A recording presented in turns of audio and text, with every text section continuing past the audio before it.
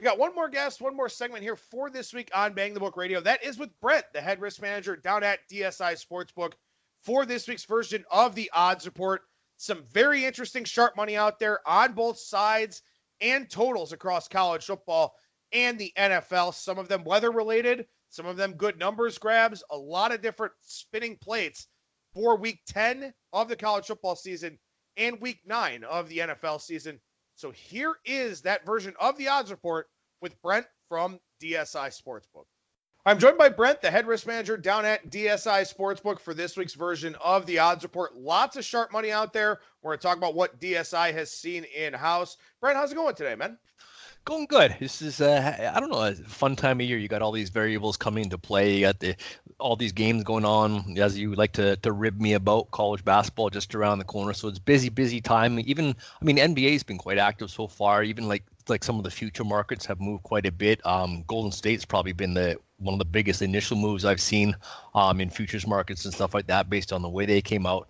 So it's interesting. The kind of thing that really attracts me about this job is always so dynamic. Every day it's different. It's just never the same day after day, and I love that about it. Now, something I'm kind of curious about, and then we'll get into some of these games here real quickly, though, but college basketball, I think there's 140 games on Tuesday or some absurd number. So, you've got to hit the ground running here. But what I'm kind of curious about is when you've got college basketball, obviously you have NBA and NHL already going on, but when you have college basketball, how does that alter your daily routine? When it's football season, it's, you still have baseball going on, but, football games once a week, plenty of time to manage risks, stuff like that. How much time do you have to give to football when you've got college basketball, the NBA and the NHL all going on every day? Yeah, you definitely have to, it's a question of allocating resources and allocating your time. If you're going to get, say one single college basketball game versus an NBA game, you're probably going to get, 4 times the action at least on an NBA game. NBA game versus NFL game, you're probably talking, 10 times that or more. So it's a question of allocating resources. And of course, on games like, Thursday night and Monday night, you're just a ton of NFL action. So that's where the bulk of your time and resources are. But you've got so many markets within an NFL game. You're not just talking like sides, totals, and money lines. You're talking the quarters that have that, the halves that have that, and player props and all that kind of stuff. So it is quite intensive. We do have what's called a bet ticker, where, as your bets come in, no matter what they're bet on, they come across the board, and you can filter them by, bet size and have different colors associated to bet size amounts and stuff like that. Just kind of give you an indication of what I look at here. So, I have stuff, if you want to draw your attention to a certain game, you can do it that way. If I'm only following, say, college basketball for a day, I can set my filter up so I only see college basketball. So it's good for us in terms of allocating resources and have people dedicated to specific sports. Definitely the college basketball action early in the season is low, other than marquee games. When things kind of die down across other sports, then it picks up, and of course the madness that comes with March. So, in terms of you mentioned allocating resources. Obviously, you kind of do it all there. We call you the head risk manager for a reason, but do you find yourself, sort of gravitating away from football? Because we know these teams already. To a degree, you can kind of have some things on autopilot a little bit because you just have expectations with all the data points. Yeah. The thing with college basketball is, you don't have, a lot of overnight lines that have been out for, the week. You get stuff like night after night kind of thing. So the markets are a lot more volatile, whereas with football, the closer you get to game time, the more solid and the less, volatility you should have on a number. So I'm not going to say it's easier, but it is more manageable. Let's say that. The other thing we have as well, we have the option of how we sort our charts, basically. So the games that have the most action and most risk can pop to the top, and we pay most of our attention to those. And the games with less action, say a lower level college basketball game, an added or an extra game, perhaps doesn't get as much eye flow. But obviously, you're still moving the lines as the market moves. Last question here. Do you have different target hold percentages in mind based on the sport? Because again, as you mentioned, college football going to have a lot more volume than college basketball. NBA going to have more volume than college basketball. Do you sort of have a target goal in mind for a hold percentage? Is it daily? Is it weekly? How do you sort of set that up? No, what I do more than anything is kind of assess risk profiles to different games in terms of the amount of action that I expect to come with the game, how volatile I kind of expect the market to be. With college basketball, again, we'll have higher profile games where we might hold numbers more because there's more of an influence in terms of public money that comes in. The lower level games, not really. You don't have a kind of a set hold you kind of strive for, and and you're not going to hold the number just because you want to hold your hold percentage because you don't know what the outcome of the game is going to be. So it's more in terms of assessing profiles to games. I do that even at the NFL level. We do that with certain games. I mean, obviously your Thursday, Monday, Sunday night games are going to be your bigger ones, but of course you've got games like on a typical Sunday, like let's pick a game here, like Chicago, Philadelphia, for example. I'm going to have a higher profile on that game than I will on the Jets, Miami, simply because I'm going to get a lot more action on that game. I guess I lied. I guess I got one more question I just thought of here. Just from a futures standpoint in college basketball, do you typically see a lot of futures action before the season, or is it more likely to come in during the season as we've actually got an idea of what we're working with? If we get sharp action involved on college football futures, that usually comes at early before the season starts. There's just more value at that point. When a team starts playing well, then you might get more action from the public side of things. Getting on and saying, "Wow, this team looks really good." But of course, at that point, if you're doing your job properly, the numbers are adjusted accordingly. The sharps generally, if they're going to find value in futures market, they do it before the season starts. And it's the same way with college basketball, then. Yes. All right. Well, let's talk some college football here, and let's start with game 323, 324 here. Michigan and Maryland. It looks like some very one-sided action here in this game. Yeah, one-sided action for sure. And I mean, unfortunately for us, of course, with a side like Michigan, you get money going one way, and that is all on Michigan. We're up to 21.5. I see in the market there are some 21s hanging out there as well. Again, when you move that high, you're not talking about key numbers anymore. Sharp money though is on Michigan, as you can tell. It came Michigan minus 18. I think this number opened as low as 16.5. I didn't open quite that low, but I did get my sharp money at minus 18. Blew right through the 20, no problem. Sitting at 21.5, we are right now. And again, I mean, you look at a team like Michigan. They had the big win last week against Notre Dame. Maryland, got blown out by a good Minnesota team last week as well. I think they lost by like around 40-ish. So that could play part of it. Obviously, Maryland is at home, but nothing but sharp money and public money. My wager count very one side as well. 5-1 favoring Michigan. So I got sharps and public going the same way. Has 21.5 been kind of the golden number here to get a little bit of buyback? No, it's fishing. Yeah, I mean, I've kind of stopped the flow of money at 21.5. But you see, the thing is, like, it's a misunderstanding that you want to hit a number where people stop betting it. You definitely don't want to do that. You still want action. You just want two-way action. So you have to go fishing in terms of where you're going to find some buyback and get two-way action. I found so far that even at 21, I still got public money on Michigan. All right, so it seems like this number is probably going to go up then. Unless somewhere out there or here I get money back on Maryland. Yeah, if someone's waiting for the number to go higher, I don't know. But 21.5 is a solid number out there right now, and still haven't drawn anything back. All right, so we go down to the MAC, and we go down to game 353, 354 here. Northern Illinois and Central Michigan, and the MAC just feels remarkably inconsistent this year. You don't know what you're going to get from one week to the next, but I guess somebody out there feels like they've got a pretty good idea of what they're going to get from one of these teams. Yeah, you talk about these conference and these teams that you don't get to see a whole lot of. I've touched on before that when we're sitting here on I get this all the time. People ask me, on a Saturday night, they'll say, "Oh, wow, did you see that play? Did you see that game?" And it's just like, we had like 75 college football games. Do you think I actually sat down and watched any of them?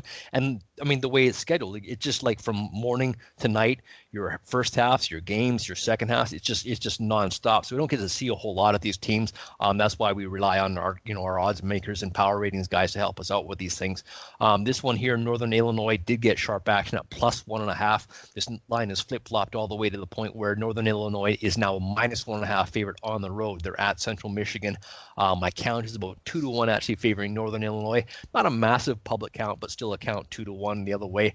I know Central Michigan has some QB questions as well, so that maybe maybe we'll get some good news on the Central Michigan side and flop this number back down. But right now, I think there's still like some ones hanging out there on Northern Illinois -1, but plus 1.5 is where the sharps came in. I'm -1.5 right now on Northern Illinois.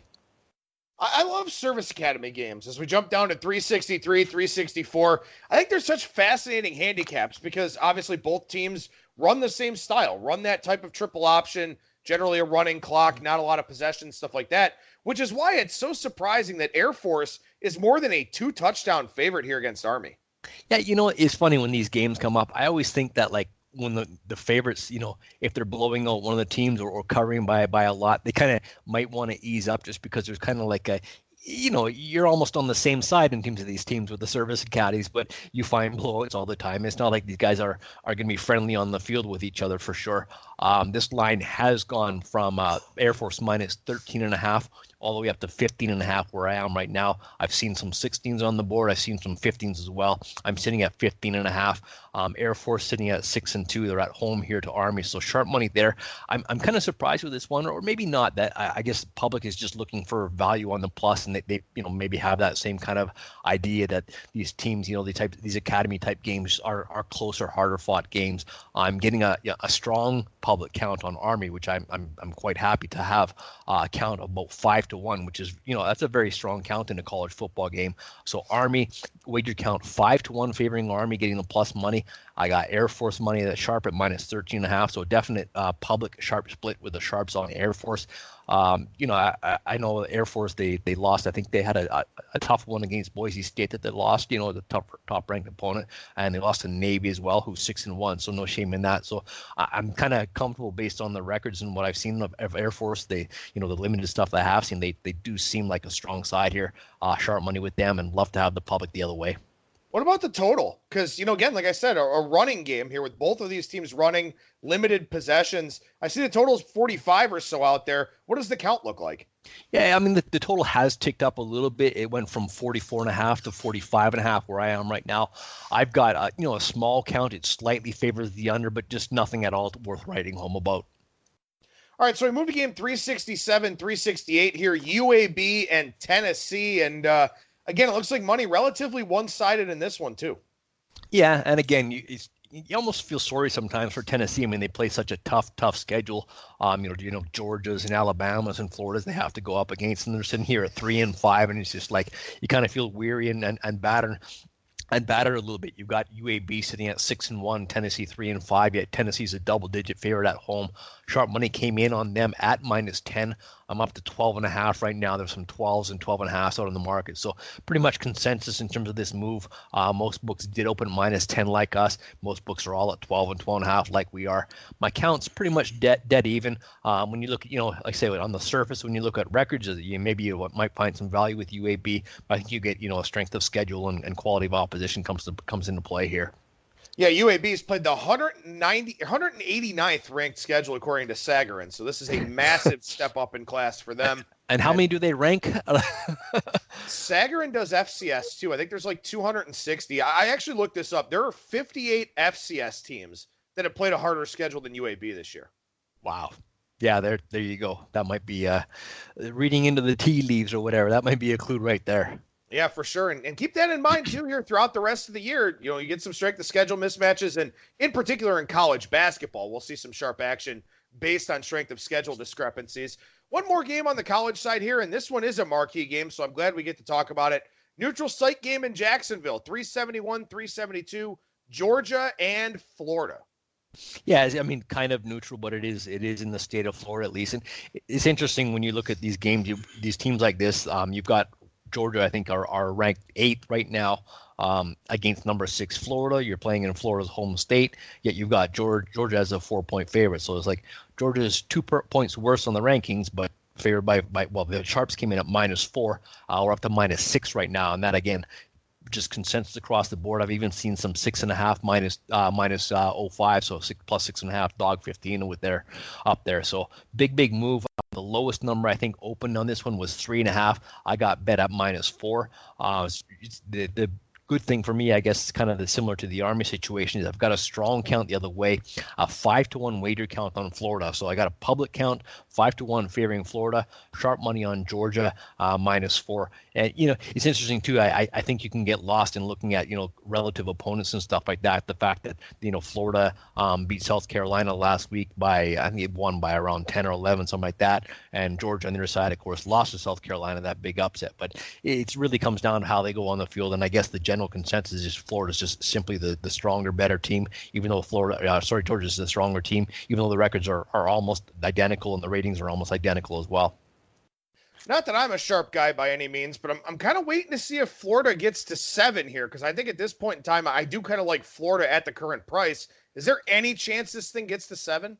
Well, like I said, I kind of didn't expect to move off 6, and I am kind of digging in at 6 just because I got such a strong wager count the other way.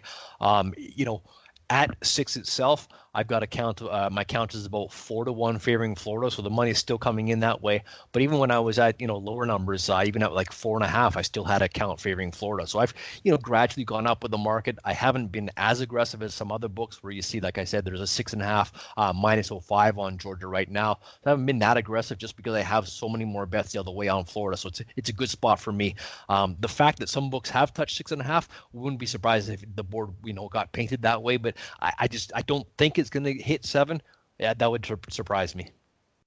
All right, so we move over to the NFL side of things here, and we got a handful of games to talk about, including something very, very interesting in the Sunday Night Football game, so make sure that you stay tuned for that one. But we start with game 461, 462 here. Again, we don't pick these games. We just kind of take whatever gets sharp action, and beginning with the Jets in Miami is maybe a little bit deflating. Yeah, when you're talking about two teams at this point of the season who have one win, between them, it's kind of deflating or disappointing for sure. The over here, I'm kind of, you might be surprised, I think, to have, sharp money on the over in this one. It did come at over 40, which is a very low number, of course, but it kind of reflection of, these two teams in terms of how inept, I guess, they've been so far this year. Jets are a -3-point favorite on the road. That line dropped down from 5.5, but the sharp money is on the total here. Over 40 is where it came in. Pretty much everyone across the board is 42.5. So again, that's a substantial move in the total, going 2.5 points on an NFL game. Talk about pseudo sharp numbers of 41. So it got through there to up to 42.5. And I mean, Miami's recent weeks they have shown life. They looked a little bit better. I mean, with Fitzpatrick at quarterback and stuff like that. And I guess the Jets feeling too. I mean, they do have some talent at some key positions. They just kind of put it all together, I guess. But over 40 is where the sharp money came on this. My count on the side itself is about 2-1 favoring the Jets, so that has gone from -5.5 down to 3 -120. Even though my count slightly favors the Jets. All right, so this one surprises me quite a bit, and this is why I'm on this side and not betting professionally or something like that. Game 465, 466, Detroit and Oakland. I mean, you look at these two teams, look at their bodies of work. It feels like a stone cold over, but maybe not. Well, I mean, I'm not going to say that you're square by any means. Oh, Adam. I am.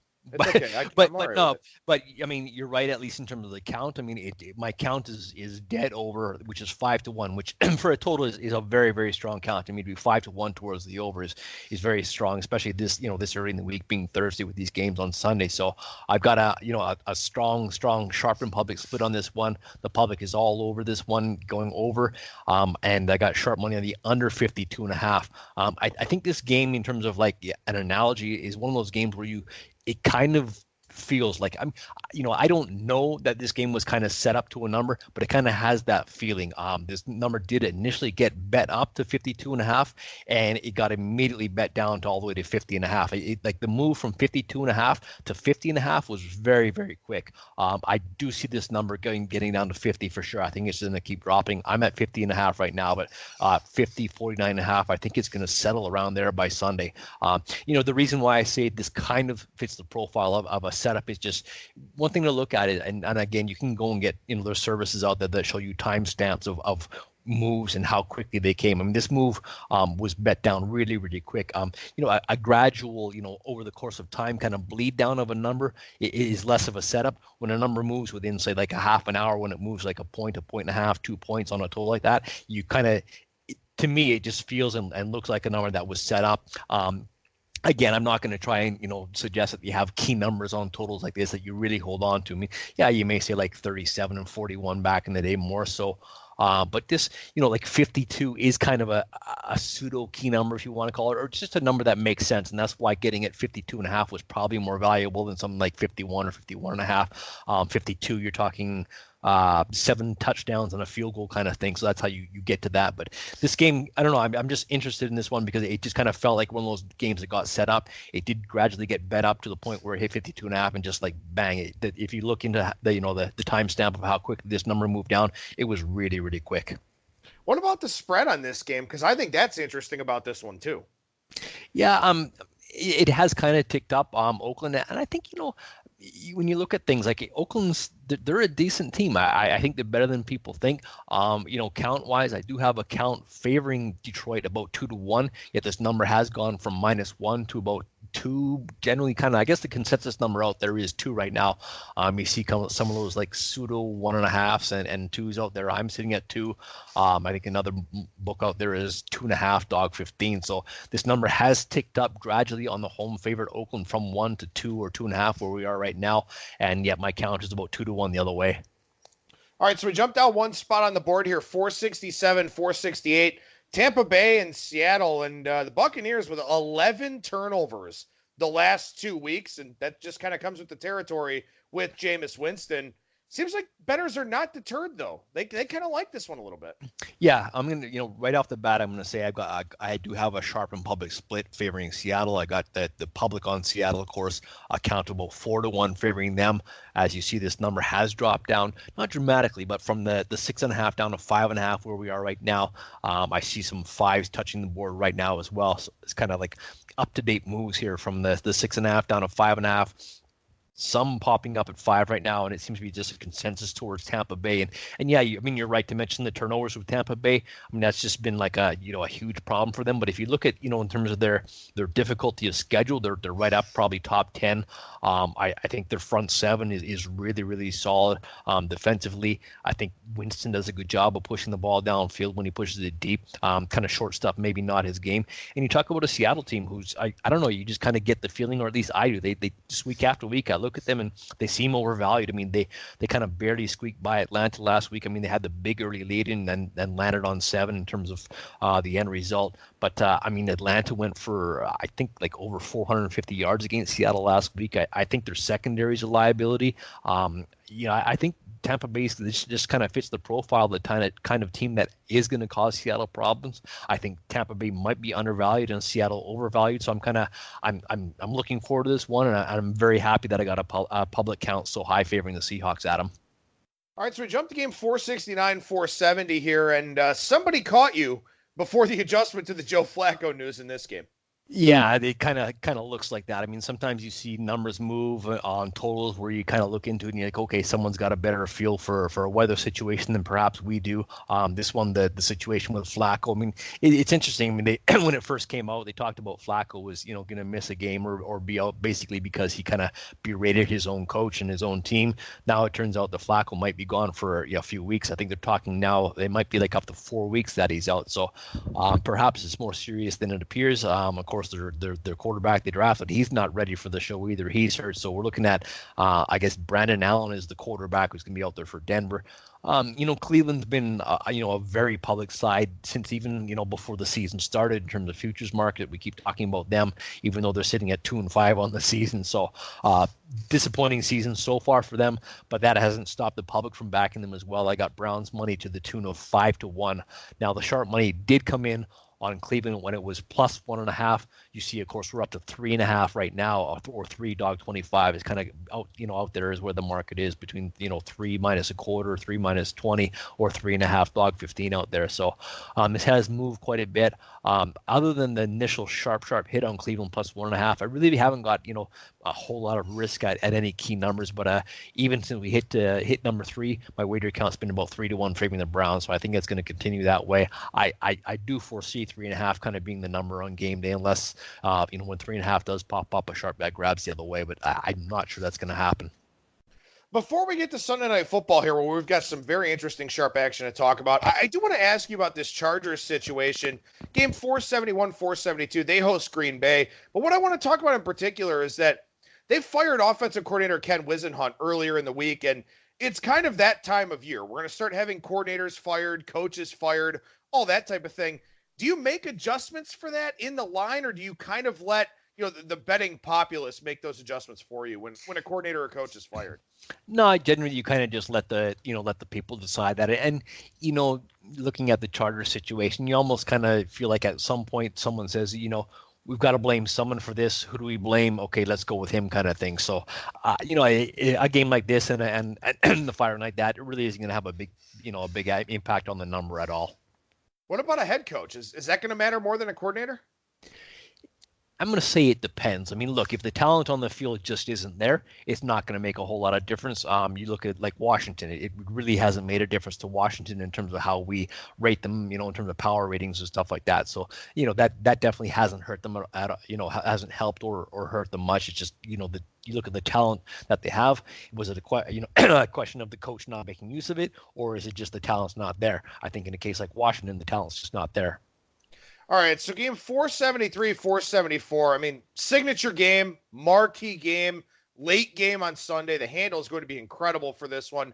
New England and Baltimore, and we've got a lot to unpack here before we finish up this segment. Yeah, I mean, for us, it's a good game and a good situation. Now, I do have sharp money on both sides of this equation. The number did get to 5 on New England, and that's where sharp money came in on Baltimore. So I got Baltimore +5 as sharp action, but I've seen some, influential sharp money come back on New England now that it hits -3. I get a feeling this number probably is going to tick back up to 3, -15, maybe 320. I'm not sure if we're going to see 3.5 again, but I think probably 3 and money is what we're going to have with New England. It just kind of feels like the right number. I've got a wager count about 2-1 favoring New England, and I have a count about 2-1 favoring the over as well. So I have public money on the over. Fortunately, we did take sharp money on the under, though. Under 46.5 in this game is where the sharp money came. Just prepping for the show or looking at the number was down to 45.5, so it had moved 1 full point. Looking right now at the Dom Best screen across the board at 45, so it's continued to tick down. I think that's kind of the right way. New England's defense has been strong, and Baltimore, they are one of those teams who kind of use up a whole lot of clock. So I think this number was just kind of a bit too high to start with. Maybe we anticipated public money coming on the over. That has come on the over, but still the number's ticking down just because of that sharp money. It kind of feels like things are going to settle with New England -3 and 45. I'm very curious to see what happens, come Sunday night, because of course you're going to get a lot more, public money involved. And again, when I talk about influential money that can move the market, some of it is just deep pocket money, not necessarily sharp. So you can see, numbers bounce around, but I do believe that I'd be surprised, put it this way, to see New England -3.5 again. I think 3 and money is probably where it's going to go, and I think 45.5 is where it's going to sell. I don't see it going lower than 45. I don't think. It's such a fascinating game, and it's such a really interesting one. And what's kind of a bummer is that 1 o'clock game, Minnesota and Kansas City, no number up on the board right now because we're still waiting to find out about Patrick Mahomes. But that could have been a big handle game too. But an injury situation there in that one, at least we don't have the same thing here in New England and Baltimore. So should be a lot of fun. Should be a real good week for everybody out there. Brent, we appreciate your time as always, man. Thank you so much, and we'll talk to you again next week.